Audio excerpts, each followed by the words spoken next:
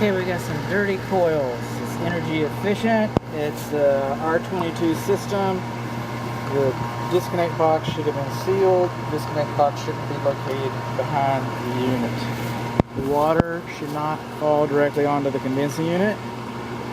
Okay, we're on the east side of the house. That's the fence at the front. We got stair-step cracks between the brick and mortar here.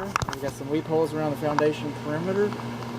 This structure doesn't have any control or expansion joints. These are the main cleanouts for the sewer system.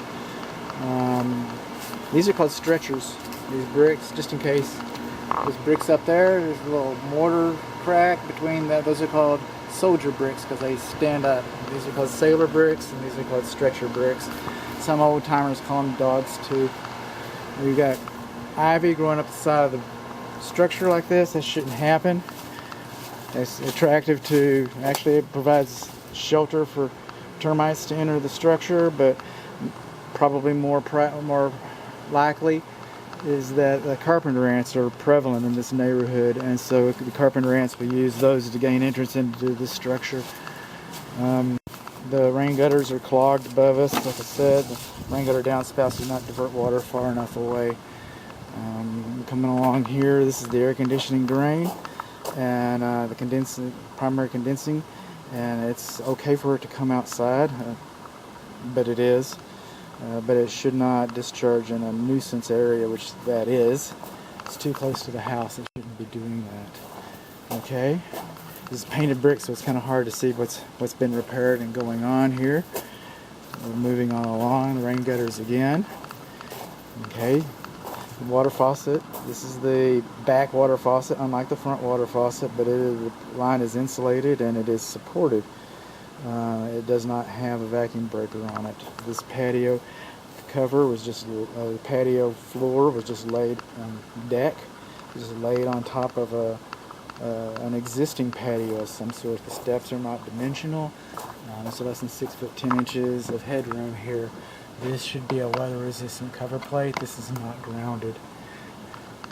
These party lights, okay, novelty lights, they should not be installed in a permanent application.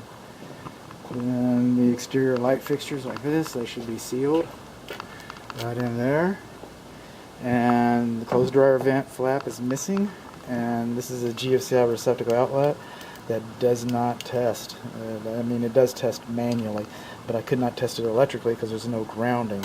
If you're in the exterior, you need GFCI and grounding, not one or the other. The fence is in contact with the house again. Structure, okay, this is the laundry window. We have more stair-step cracks between the brick and the mortar beneath the laundry window. We're on the west side of the house. There's been a makeshift amateurish drain system installed along the side of the house, and it should have never come up out of the ground like that. It was never buried properly in the first place. This is the drain for the water heater, and it should not be crimped on the end like that. That reduces its diameter. Okay, we have more stair-step cracks. Now we're on the, well, actually this is the garage closet on the west wall. Stair-step cracks between the brick and the mortar. The electric meter should have been sealed, and I am very suspicious of this power line. I don't think it's rated for modern applications. This is called the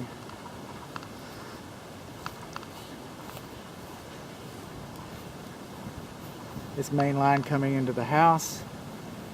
It's called the drip loop, excuse me. It's called the service drop, and it should be 10 feet off of the ground. The casement, the garage door casement, should be in direct contact with the ground, or should not be in direct contact with the ground. We've got all kinds of, the optic sensors are higher than 6 inches for the door opener. We'll elaborate on that if we come along in here. This is evidence of previous subterranean termite infestation right here. That's what that is. There's no GFCI. GFCI is not present in the garage. These walls right here, again, they subterranean termite infestation. This wall right here, that's metal. So, okay. Water heater, the pressure of the house is about 100 psi. So we should have an expansion tank, which we don't. This flow should not have been taped closed. draft hood is crushed. You know, have discussion plates. There's some corrosion there. I'll get another picture of that on the valve. This is electronic ignition, so we can't get into there. The care and use manual has been replaced. It's 50 gallons and 5 years old. This is the attic scuttle hole. The attic scuttle hole cover is less than the gypsum board ceiling, and so it's not probably fire rated. It's just a little flimsy piece of plywood. This ladder is not to be trusted. Screws. Okay, the screws get tighter, but screws do not have the shear strength screws that nails do. Screws will break. Coming along here, planter boxes are conducive by design. Around the perimeter of this porch, there should be a weep screed, a gap, so that any moisture that gets inside these walls can escape. But it can't, so any moisture gets inside of those walls is trapped. These door latches work either way, by the way. Trees are too close to the house. I believe I might have noted that before. We've got some window replacement across the front. This is the south side of the house, but we do have some window replacement. The rest of the windows are single pane aluminum frame. This is negative drainage right here, going towards the front of the house. That's negative drainage. Any water that runs off of here, it goes down there. So all these bushes should be cut back away from the house. All of these, there's another clean out. This is the gas pot. It should not be in direct contact with the ground. There should be 6 inches of clearance beneath that. This is the front water faucet. It should be supported, and it should have insulation on it. And it should be an anti-siphon device included on that. None of those are there. This old piping here, I can't tell what that is. That might be